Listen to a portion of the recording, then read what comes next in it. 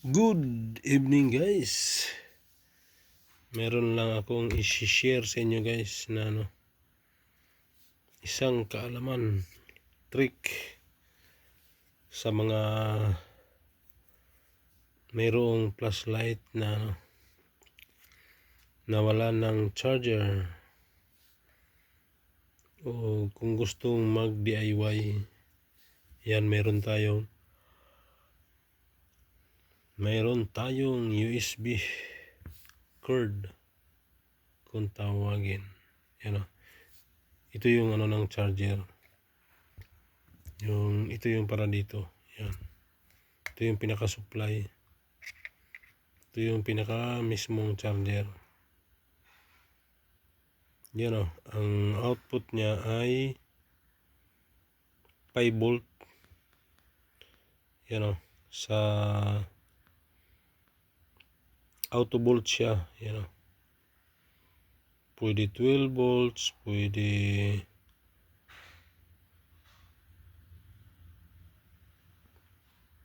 5 volts, pwede 9 volts. Yan, ibig sabihin nagkaiba-iba yung meron siyang ibig sabihin auto volts hanggang 5 volts. Ngayon hahanapin natin yung supply nito, positive at saka negative, para magkaroon tayo ng supply para dito sa ating flashlight. Yan, nag-cut tayo ng wire para magiging dito pang natin, dugtong natin. Yan, hindi yan sila magkaano guys. Ito pulot ko lang to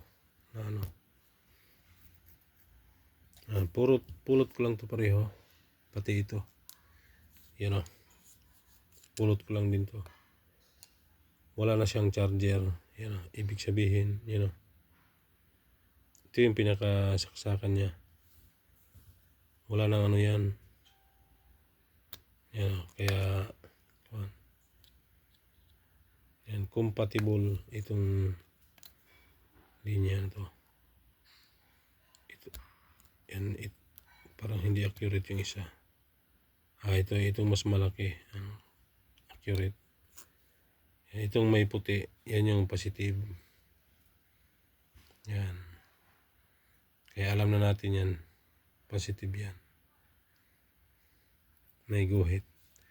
Ngayon, gagawa ako nito. Hahanapin ko dito yung positive at saka negative. Ito na guys, yung laman niya. 4 na wire yung laman niya. Ngayon, 2 lang yung kukunin natin. Kakat na natin yung 2. Yan, ngayon alam ko na yung ito yung positive, ito yung negative. Ito yun. Sa 2. Yan. Ito wala na to. Itong 2. Kakat ko na to. Ito yung bandang gitna na linya sa pinaka USB. Wala na yan, 2 na yan. Bakanti ko na yan dahil ang linya naman natin ay positive, negative lang sa flashlight. Yan lang yung pinaka-importante. Yan. Pula, ito isa negative. Yan. Yan lagi tandaan guys, pag positive sa USB line, pula ang positive line. Yan. Yan guys, meron tayong tester. Ito ang pinaka mahalaga para ma-identify kung alin yung positive at saka negative.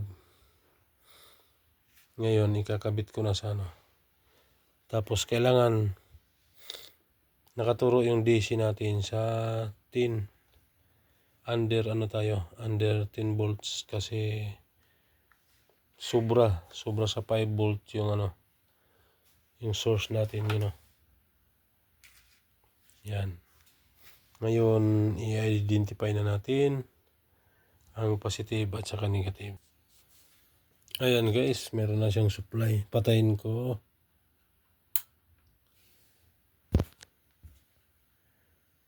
Yan. Yun, bumaba.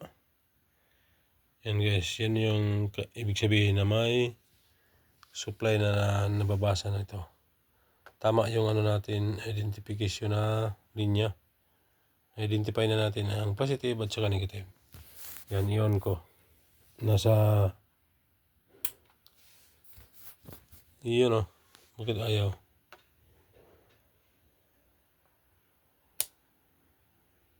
Yan. Range natin sa 50. Range natin sa 10. Yan, ibig sabihin. Inaccurate siya. Yan guys. Mayroon na siyang positive at saka negative. Yan ang napakahalaga pag may tester. Kahit man digital o kaya analog. Yung ano ko basag.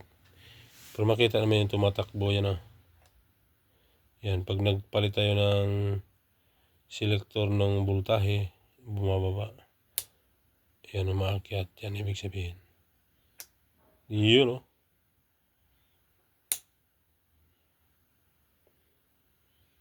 Kondisyon. Okay na guys.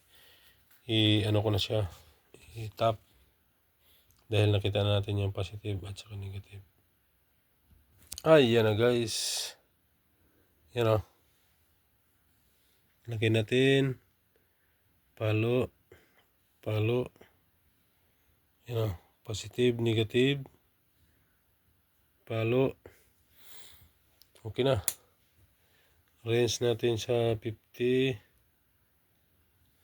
Yan. Palo.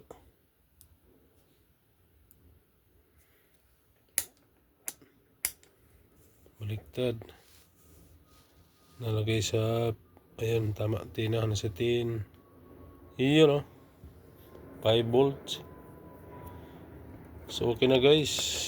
Pwede ko natipan to. Yan yung ating charger. Yan, so hanggang dito na lang guys. Counting tips na paano gumawa ng charger ng flashlight. Matagal na to. Ito. Yung flashlight na to. Hindi lang 2 taon o 3 na nakatago. Ngayon ko lang naisipan na pwede ako gumawa. Ito na yung ano niya. Ito na yung na-charge natin. Yun mahina. Kulang pa sa charge. Yan. Tatapusin ko na guys. Thank you for watching. Bye bye. Counting tips. Yan, ito lang. Ito lang yung ano niya. Yan USB. Kinat natin yan. Galing sa charger ng napulot ko rin na iPhone. Wala naman tayong iPhone. Hindi na kailangan. So ito, pulot ko rin to. May kadugtong to. Yan. Para makinabangan. Ngayon ko lang din naisip. Kanina ko lang din na pwede pala ako gumawa. Kaysa mag-order pa.